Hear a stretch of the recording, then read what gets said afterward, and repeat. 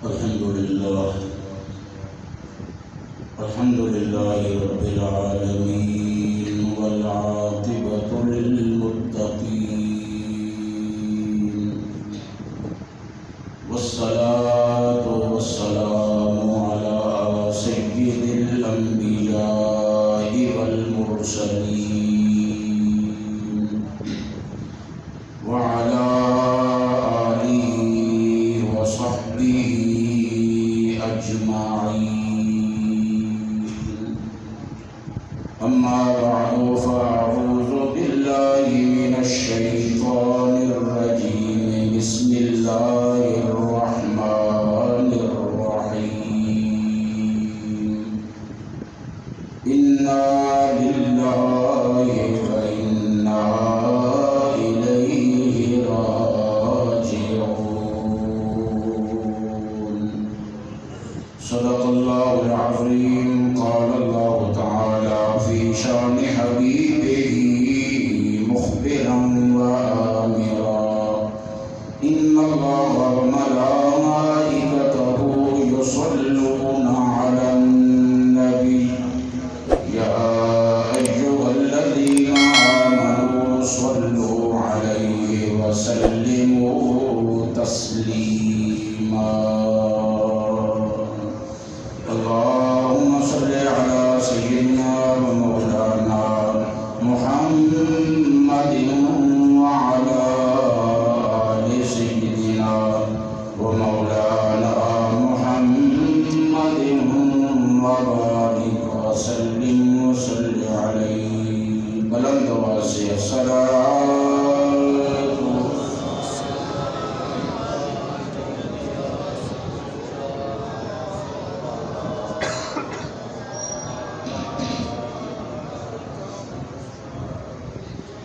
اللہ رب العالمین کی حمد و ثنا حضور سرکار دو عالم نور مجسم صلی اللہ علیہ وآلہ وسلم کی بارگاہ بے کس پناہ میں ہدیہ درود و سلام پیش کرنے کے بعد بزرگوں، دوستوں اور بھائیوں، بندہ مومن پر اللہ تعالیٰ کی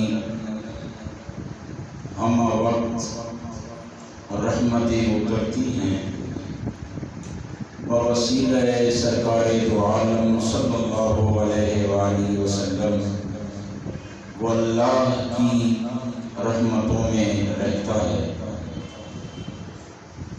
چاہے وہ امن کی حالت میں ہو یا مصیبت کی حالت میں ہو. جو بھی دامن مصطفیٰ سے وابستہ ہے وہ ہر مقام پر اللہ کی رحمت میں ہوتا ہے. امن و سکون کی حالت میں بھی اللہ تعالیٰ کا وہ بندہ بن کے رہتا ہے، رسول اللہ کا غلام بن کے رہتا ہے.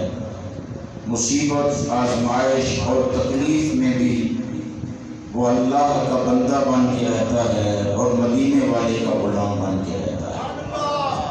اور جو خوش نصیب مصائب، آلام اور آزمائشوں میں صبر کرتا ہے، اس کے نتیجے میں اللہ تعالیٰ اسے بخششوں کے خزانے عطا فرماتا ہے.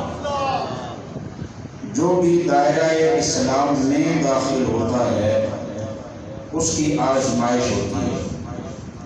قرآن شریف میں ہے کہ تمہیں ایسے ہی نہیں چھوڑ دیا جائے گا کہ تم کہو کہ ہم اللہ پر ایمان لے آئے، بلکہ تمہیں آزمایا جائے گا، تمہاری آزمائش ہوگی. یہ کہنے کے بعد کہ ہم اللہ پر ایمان لائے، تمہاری آزمائش بھی کی جائے گی. تو ہر مومن کی آزمائش ہوتی ہے. ارشاد ہوا ایمان میں جس کا جتنا درجہ اونچا ہوتا ہے اتنی ہی زیادہ اس کی آزمائش بھی سخت ہوتی ہے. یعنی ایک نمازی آدمی ہے، متقی اور پرہیزگار بندہ ہے، تو وہ ہم مصیبتوں میں گھرا رہتا ہے، اور ایک کبھی کبھار نماز پڑھتا ہے تو کبھی اس کے سر میں درد بھی نہیں ہوا، تو جو پکا نمازی ہے وہ کوئی نہ کوئی بیماری اس کو لگی رہتی ہے۔ تو بعض مرتبہ خیال آتا ہے کہ دیکھو جی ان کی نمازوں کا کیا فائدہ ہوا، ان کے سجدوں کا کیا فائدہ ہوا، یہ جو بھاگ بھاگ کے مسجد میں جا رہے ہیں سکون تو ہے نہیں، ہر وقت بیماریوں میں مبتلا ہیں، مصیبتوں میں گھرے ہوئے ہیں، تو مسجد میں جانے کا پھر کیا فائدہ ہوا؟ تو لہذا یہ وسوسہ کبھی آئے، کوئی بات ہمیشہ ذہن نشین رکھیں کہ آپ صلی اللہ علیہ وآلہ وسلم نے فرمایا دین میں جس قدر جس کا درجہ بلند ہوتا ہے اتنی ہی اس کی آزمائش بھی سخت ہوتی ہے۔ اب اس کو زیادہ آزمایا جاتا ہے جو دین میں بلند درجے پر ہے، اور یہی سبب ہے کہ نبی کریم علیہ السلام کی اہل بیت کا دین میں ایمان میں کیا مقام ہے۔ آپ خود سوچیں کہ حضور علیہ السلام کی اہل بیت جن کے رگ و پے میں رسول اللہ کا خون مبارک دوڑ رہا ہو، جن کی رگوں میں رسول اللہ کا خون، جن کی طہارت یقینی، جن کی پاکیزگی یقینی، جن کا نیک ہونا، متقی ہونا اور پاک ہونا یقینی ہے، ان کو نمونہ بنایا گیا کہ جن کا جتنا درجہ ایمان میں بلند ہے اتنی ہی زیادہ ان کی آزمائشیں بھی بلند و بالا ہوتی ہیں۔ اور یہی سبب ہے کہ بھوک میں مبتلا کیا گیا آزمائش کی وجہ سے، پیاس میں مبتلا کیا گیا، آنکھوں کے سامنے بچے کے ذبح کیے گئے، کئی ٹکڑوں میں تقسیم کیے گئے، اور یہ سب کچھ نگاہوں کے سامنے ہوا۔ چونکہ درجہ بلند تھا، مقام اونچا تھا، اس لیے اللہ نے آزمائش بھی بڑی ان پہ ڈالی، اور قربان جائیں ان صبر والوں پر جنہوں نے اتنے سارے ٹکڑے بھی اپنے ہاتھوں میں اٹھا کے شکوہ کرنے کی بجائے اللہ کا شکر ادا کیا اور کہا اے اللہ جس حال میں تو راضی ہے اسی میں تیرا بندہ راضی ہے۔ تو صحابہ اکرام کا مقام دیکھیں، سیدنا صدیق اکبر کا مقام دیکھیں، فاروق اعظم کا مقام دیکھیں، عثمان غنی سرکار کا مقام دیکھیں، مولا علی کو دیکھیں، تمام صحابہ کو دیکھیں، چاہے صحابہ اکرام کی زندگیاں ہوں، آل بیت اطہار کی زندگیاں ہوں، اولیاء کرام، علماء ربانیین، جو جتنا زیادہ اللہ کا مقرب قریبی ہے اتنا ہی زیادہ اسے آزمائشوں میں مبتلا کر کے رکھا جاتا ہے۔ اور چونکہ درجہ بلند ہے تو آزمائش بھی سخت ہے، اور اسی طرح درجہ بدرجہ پھر مومنوں کا جتنا مقام ایمان میں ہوتا ہے انہیں اتنا ہی زیادہ آزمایا جاتا ہے۔ حدیث پاک میں ہے مومن ہمیشہ آزمائش میں رکھا جاتا ہے، اور جب وہ آزمائشوں سے گزرتا ہوا، تکلیفوں سے گزرتا ہوا، صبر کا پہاڑ بن کر کے شکوے کی بجائے شکر کے کلمات ادا کرتا ہوا، جب اس کی سانسیں ٹوٹتی ہیں اور وہ دنیا چھوڑتا ہے تو ان آزمائشوں کی وجہ سے اللہ اس کو اتنا پاک کر چکا ہوتا ہے کہ جب وہ مرتا ہے تو اس کے جسم پہ گناہ کا کوئی دھبا باقی نہیں ہوتا۔ صبح مشکل پریشانی، شام کو پریشانی، صبح اذیت، شام کو اذیت، صبح آزمائش، دوپہر کو آزمائش، شام کو آزمائش، آزمائش ہی آزمائش میں مومن رکھا گیا، لیکن جب مرا تو اللہ نے ان آزمائشوں کے صلے میں اسے بخشش کا خزانہ عطا فرما۔ تو اللہ کے گھر کی خدمت بھی کرے اور مسئلہ سماعت فرمائے۔ اللہ کے نیک بندوں کو آزمایا جاتا ہے، اور جو اللہ کے نیک بندے ہیں اس آزمائش میں آتے ہیں تو اللہ تعالیٰ ان کی مدد فرماتا ہے، اور اللہ تعالیٰ اس آزمائش میں انہیں ثبات قدمی عطا فرما دیتا ہے۔ ان کا پاؤں ڈگمگاتا نہیں، وہ رستے سے ہٹتے نہیں، آزمائش میں بھی وہ ثابت قدم رہتے ہیں۔ ارشاد ہوا اب وہ کیسا وقت ہوگا جب سیدنا فاروق اعظم خلافت کے منصب پر تشریف فرما ہوگا، شہر مدینہ ہے، سرکار دو عالم صلی اللہ علیہ وآلہ وسلم کا شہر نور ہے۔ اب ایک اللہ کا بندہ آزمایا جانے لگا ہے، جس نے ساری زندگی ایک ایک لمحہ اللہ کی یاد میں گزارا، جس نے یہ نعرہ مستانہ ہمیشہ بلند کیا، اِنَّا لِلَّهِ وَإِنَّا إِلَيْهِ راجعون۔ اس کا معنی یہ کہ ہم اللہ کے لیے ہیں اور ہم نے اللہ کی طرف واپس لوٹ کے جانا ہے۔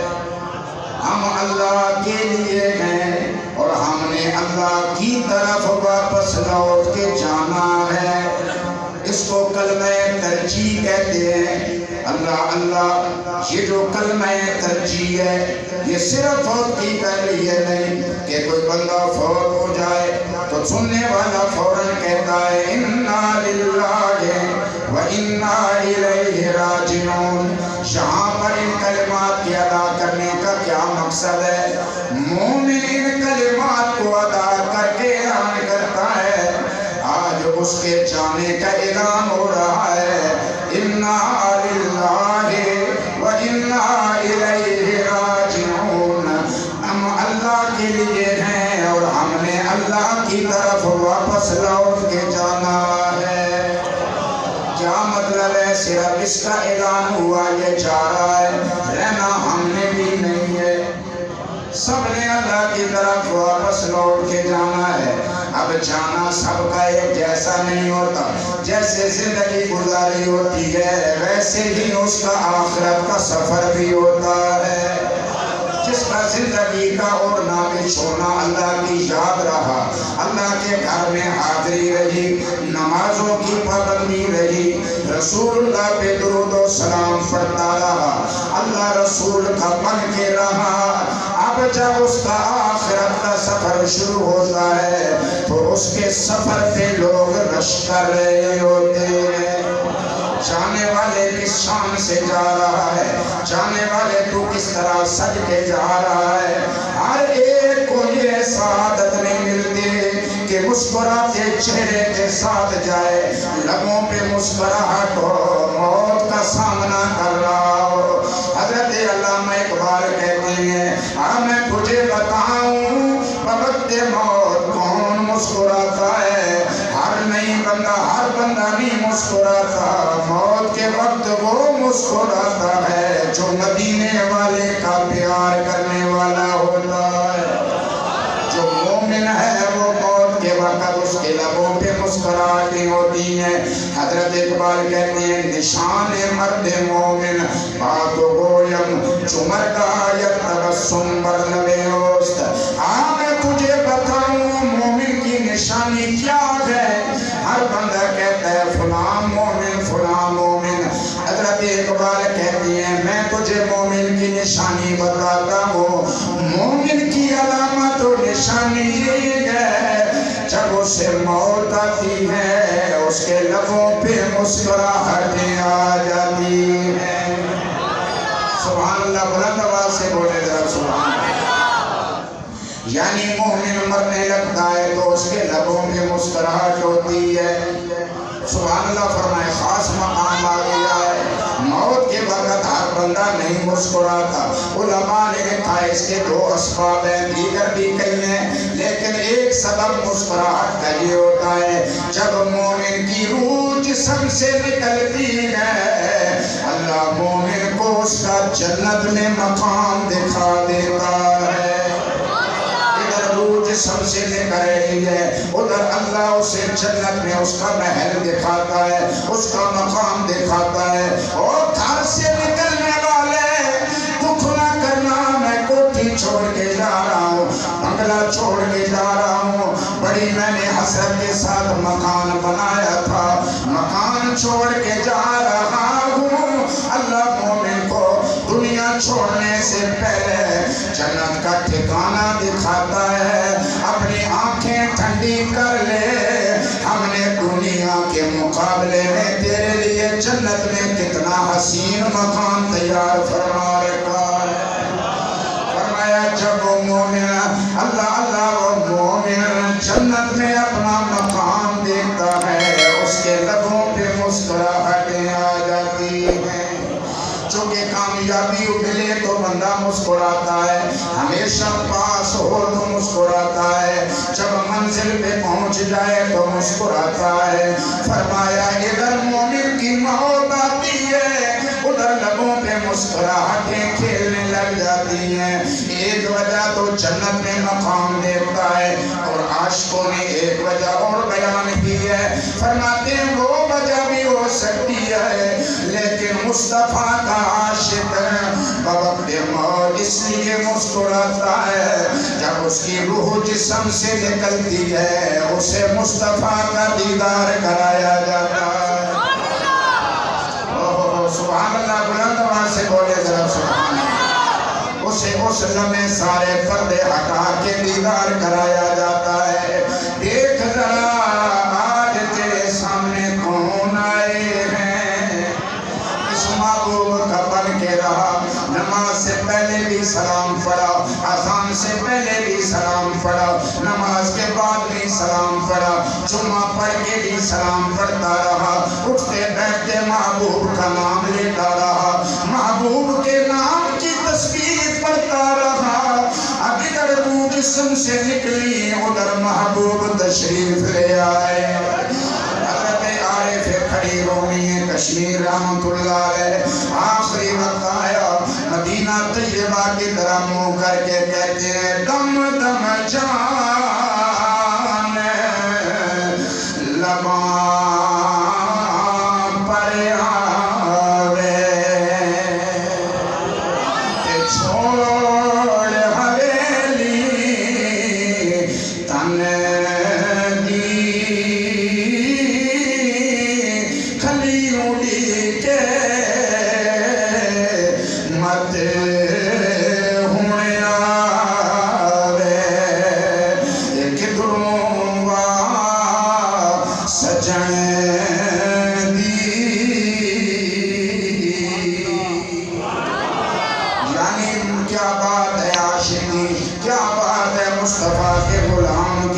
جب اس کا نزا کا وقت آتا ہے، حضرت نصیر ملت بولے سبحان اللہ، بولے ذرا پیار سے سبحان اللہ۔ حضرت نصیر ملت بول رہا ہے، شریف سے پیارا سید بول رہا ہے، بابو جی کا شہزادہ بول رہا ہے، غوث پاک کا جانی بول رہا ہے، پیارا بیٹا بول رہا ہے۔ حضرت نصیر ملت کہتے ہیں نظام کے تصور سے چمکا، اللہ اکبر یا رسول اللہ، زندہ باد زندہ باد زندہ باد زندہ باد زندہ باد زندہ باد، بولا بولیے لبیک یا رسول اللہ لبیک۔ سبحان اللہ، یہ پیارے نعرے، یہ ایمان کی حرارت والے نعرے، تاجدار ختم نبوت کا نعرہ بھی ایمان کی حرارت والا لگاتا ہے، لبیک یا رسول اللہ کا نعرہ بھی ایمان کی حرارت والا لگاتا ہے۔ لیکن سنیے ذرا، مومن کا جب آخری وقت آتا ہے، ہر کسی کو جس سے جتنا پیار ہوتا ہے، موت کے وقت اس کو وہی یاد آ رہا ہوتا ہے۔ حضرت نصیر ملت کہتے ہیں مومن کو سب سے زیادہ پیار مصطفیٰ سے ہوتا ہے۔ اب حالت کیسی ہے، نظام کے تصور سے مقدر چمکا، قبر میں اب تو اجالے اجالے ہوں گے، قبر میں اب تو اجالے ہی اجالے ہوں گے۔ ذرا مثال دیکھیے پیر جی نے کیا اعلیٰ مثال دی ہے۔ پہلے فرمایا نظام ان کے تصور سے مقدر مقدر چمکا. بولے بولے پیار سے ذرا سبحان اللہ. یعنی نزا موت کا وقت ہے، سرکار کا خیال آیا، حضور کا تصور آیا، مومن کا مقدر چمک اٹھا. اب ظاہر بات ہے جب مقدر تصور سے چمکا تو چمک کو مومن اپنے ساتھ لے کے جا رہا ہے. اب اس چمک کا فائدہ کیا ہوگا؟ قبر میں اب تو اجالے ہی اجالے ہوں گے. لالٹین ہاتھ میں ہو تو روشنی ہوتی ہے، بلب جلایا جائے تو روشنی ہوتی ہے. اس کا کیا کہنا جسے قبر میں جانے سے پہلے مقدر جس کا چمکا دیا گیا ہے. مومن چمکتے مقدر کے ساتھ قبر میں جاتا ہے. اللہ اکبر. تو وقت موت سے سرکار کا دیدار کرایا جاتا ہے. مومن مصطفیٰ کو دیکھ کے مسکراتا ہے. اب اس سے اگلی بات سنیے ذرا. آزمایا جاتا ہے، مومن آزمائے جاتے ہیں، ہر مومن آزمایا جاتا ہے. دین میں جس کا درجہ بلند ہے اتنی زیادہ اس کی آزمائش سخت ہے، اتنی زیادہ اس پر مصیبتیں بھی زیادہ آتی ہیں. نمازی کو مصیبت میں رکھا جاتا ہے، اللہ اللہ کرنے والے کو زیادہ پریشانیوں میں مبتلا کیا جاتا ہے. سنو ذرا مومنوں، جو اللہ کی آزمائش پر، ایسی مصیبت پر صبر کرتا ہے، فرمایا صبر کرنے والوں کے لیے اللہ کا اعلان ہے، اللہ صبر کرنے والوں کے ساتھ ہے. اللہ صبر کرنے والوں کے، ذرا بلند آواز سے بولے، اللہ صبر کرنے والوں کے ساتھ ہے. اس کا معنی ہے کسی کے ساتھ کوئی ہے، کسی کے ساتھ کوئی ہے. جو مصیبت پر صبر کرتا ہے اللہ اس کے ساتھ ہوگا. تو تھوڑی بات ہے کہ مصیبت پہ صبر کرے اور اسے اللہ کا قرب خاص نصیب ہو جائے. تو اللہ ملتا ہے صبر کرنے والوں کو، اللہ ملتا ہے آزمائش میں ثبات قدمی کا مظاہرہ کرنے والوں کو. مومن کو آزمایا جاتا ہے اور جب اس کا آخری وقت آتا ہے تو اس حال میں دنیا چھوڑتا ہے کہ اس کے جسم پر کوئی گناہ باقی نہیں ہوتا. وہ پاک حالت میں اپنے مالک سے ملاقات کرتا ہے. سرکار فاروق اعظم رضی اللہ عنہ کا دور خلافت ہے. چمکتی چڑھتی جوانی، حسین چہرہ. سبحان اللہ فرمائیں اونچی آواز میں. بھائی حضور کا عشق بھی ہو، چڑھتی جوانی ہو اور مصطفیٰ کے درود و سلام پڑھنے والا عاشق ہو تو خوبصورتی کا خود ہی اندازہ لگا لیں کتنا خوبصورت ہوگا. اور مسجد میں 5 وقت کا نمازی ہے. صحابہ، بزرگ صحابہ اس نوجوان کو دیکھ کے رشک کرتے ہیں، کہتے ہیں واہ کیا تیرا نصیب ہے کہ اتنا ٹک کے مسجد میں جوانوں میں کوئی نہیں بیٹھتا ہے جیسے تجھے ہم بیٹھتے ہوئے دیکھتے ہیں. وہ مسجد میں ایسا ٹک کے بیٹھتا ہے. مگر آزمائش آ گئی، رات کا وقت تھا، عشاء کی نماز پڑھی. عشاء کی نماز پڑھ کے گھر کی طرف جانے لگا تو گھر ذرا شہر سے باہر تھا. تو ایک جگہ پہ پہنچا اندھیرا، اور اس اندھیرے کی جگہ پہ کسی قوت نے اس کو پکڑ لیا اور دیکھا تو آزمائش عورت کی صورت میں ہے. اور اسے پکڑ کے اس نے اپنی نوکرانی کے ذریعہ سے اس کو اپنے گھر میں لے کے گئی، زبردستی اس کو بٹھایا. نوجوان نے جب دیکھا کہ میں تو آزمائش میں آ گیا ہوں، یہ میرے لیے حالات بن گئے ہیں، تو اس لمحے قرآن فرماتا ہے کہ جو اللہ سے ڈرنے والے ہیں جب ان پر شیطان حملہ کرتا ہے تو اس لمحے انہیں اللہ کی یاد آ جاتی ہے. سبحان اللہ فرمائے ذرا سبحان اللہ. یعنی جو اللہ سے ڈرنے والے ہیں آزمائش ان پہ بھی آتی ہے، مصیبت ان پہ بھی آتی ہے، لیکن اللہ ان کا دستگیر بنتا ہے. اللہ انہیں آزمائش میں ثبات قدمی عطا فرماتا ہے، آزمائش پہ پورا اتارتا ہے. اب اس نوجوان نے جب ماحول دیکھا تو ایک دم سے گھبرا گیا، یہ ماحول تو مجھے ناپاک کرنے کا بنایا گیا ہے. تو یہ آیا مبارکہ اس کے لبوں سے جاری ہو گئی. قرآن سے محبت تھی، قرآن پڑھنے والا تھا، تو مصیبت کے وقت قرآن کام آ گیا۔ قرآن شریف کی تلاوت کرنے والا تھا تو آزمائش میں قرآن نے سہارا دیا۔ اب اس کے لبوں سے یہ آیت ادا ہونے لگی، ان الذین اتقوا اذا مسهم طائف من الشیطان تذکروا فاذا هم مبصرون۔ فرمایا جو اللہ سے ڈرنے والے ہیں، جو اللہ کے بندے ہیں، جو تقوی والے ہیں، کبھی انہیں شیطان یا اس کا گروہ مس کریں، ان پر حملہ آور ہو جائیں تو فرمایا انہیں اللہ کی یاد آتی ہے اور ان کی آنکھیں کھل جاتی ہیں۔ اللہ ان کی آنکھوں کو روشنی عطا کرتا ہے اور مصیبت سے اور اس آزمائش سے وہ نکلتے ہیں۔ اب اس نوجوان نے یہ آیت پڑھی، اللہ کے خوف میں گر گیا، بے ہوش ہو گیا۔ جب وہ بے ہوش ہوا تو دیکھا گیا کہ اب تو اس کو ہوش نہیں ہے۔ اس خاتون نے اپنی نوکرانی کے ساتھ مل کے اسے گھر سے باہر نکال دیا، سوئی جا کے اس کو پھینک دیا۔ اب وہ بے ہوشی کے عالم میں پڑا ہے۔ رات کا پچھلا پہر آیا، باپ تلاش کرتا کرتا نکلا، میرا بیٹا کہاں رہ گیا ہے؟ ہمیشہ عشاء کی نماز پڑھ کے گھر آ جایا کرتا تھا، اور جب بیٹے کے پاس پہنچا اور اسے اٹھا کے گھر میں لے کے گیا، تھوڑی دیر گزری، بیٹے کو ہوش آیا۔ باپ نے پوچھا بیٹا آج کیا مسئلہ ہے، دیر کیوں کی ہے، بے ہوش کیوں ہو گیا تھا؟ نوجوان بیٹے نے ساری باتیں بتائیں، ابو ایسے ہوا، ایسے ہوا، ایسے ہوا۔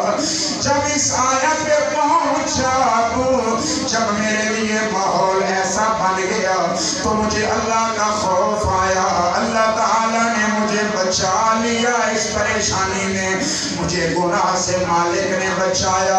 ابو نے پوچھا بیٹا وہ کون سی آیت پڑھی تھی؟ بیٹے نے پھر زبان سی آیت پڑھی۔ اللہ کا ایسا خوف طاری ہوا کہ پھر جب وہ بے ہوش ہوا، آنکھیں بند کی، اس کے بعد دنیا میں نہ رہا، مصطفیٰ کے قدموں میں پہنچ گیا۔ اس کی جان جانا فرین کے سپرد ہو گئی، مثال فرما گئے۔ اللہ اللہ پھر اس نوجوان کے باپ نے جنازے کا تدفین کا اہتمام کیا۔ حضرت عمر نے ان کو نہ دیکھا مسجد میں، آپ نے لوگوں سے پوچھا وہ نوجوان نظر نہیں آ رہا۔ ابن قیم نے لکھا ہے، کہتے ہیں حضرت عمر نے لوگوں سے پوچھا کہاں گیا وہ تو وصال کر گئے ہیں، فرمایا مجھے لے چلو، میں اس کی قبر پہ جانا چاہتا ہوں۔ حضرت فاروق اعظم جب اللہ سے ڈرنے والے کی قبر پہ آئے، اس نوجوان کی قبر پہ پہنچے، آپ نے قرآن شریف کی آیت پڑھی، وَلِمَنْ خَافَ مَقَامَ رَبِّهِ جَنَّتَانِ۔ اللہ فرماتا ہے جو اللہ کا خوف کرے، اللہ سے ڈر جائے، اس کے لیے دو جنتیں ہیں۔ حضرت عمر نے اس کی قبر پہ کھڑے ہو کے آیت پڑھی، فرمایا او جوان، اللہ فرماتا ہے جو مجھ سے ڈر جائے اس کے لیے دو جنتیں ہیں۔ بتا تیرے ساتھ مالک نے کیا معاملہ کیا؟ کہتے ہیں قبر سے آواز آئی، ابن روح ابن قیم نے لکھا ہے کتاب روح کے اندر کہتا ہے قبر سے آواز آئی نوجوان کی، اے امیر المومنین اللہ نے مجھے دو جنتیں عطا بھی فرما دی، اے امیر المومنین اللہ نے مجھے دو جنتیں عطا بھی فرما دی ہیں۔ آزمائش آئی مگر قرآن والا تھا تو اللہ نے بچا لیا، نماز والا تھا تو اللہ نے بچا لیا، مسجد میں آنے جانے والا تھا تو اللہ نے بچا لیا۔ آزمائشیں تو آتی ہیں، ہر لمحہ مومن پہ آزمائش آتی ہے، مگر آزمائش میں استقامت، صبر اور جب ثبات قدمی کا مومن مظاہرہ کرتا ہے تو اس کے صلے میں اللہ اس کے گناہوں کو معاف فرما دے۔ اللہ تعالیٰ نبی کریم علیہ السلام کا واسطہ وسیلہ جمعہ کے اس عظیم لمحے میں مالک الملک ہمیں ان لوگوں میں شامل رکھے جو آزمائشوں میں صبر کرنے والے ہیں، جن کی اوپر آنے والی آزمائشیں ان کے لیے بخشش کا ذریعہ بنتی ہیں، جن کے اوپر آنے والی مصیبتیں ان کے لیے قرب خدا کا ذریعہ بنتی ہیں۔ اللہ تعالی ہمیں ان لوگوں میں ہمیشہ شامل رکھے۔ مالک الملک نبی پاک کے صدقے میں ہمارے اس سارے محبت کے سلسلے کو اپنی جناب نے قبول فرمائے۔ ہم رہیں بھی مصطفیٰ کے، دنیا سے اٹھیں بھی مصطفیٰ کے بن کے، اور قبر و حشر میں مصطفیٰ والوں کے ساتھ رکھے گئے۔ وآخر دعوانا ان الحمد للہ۔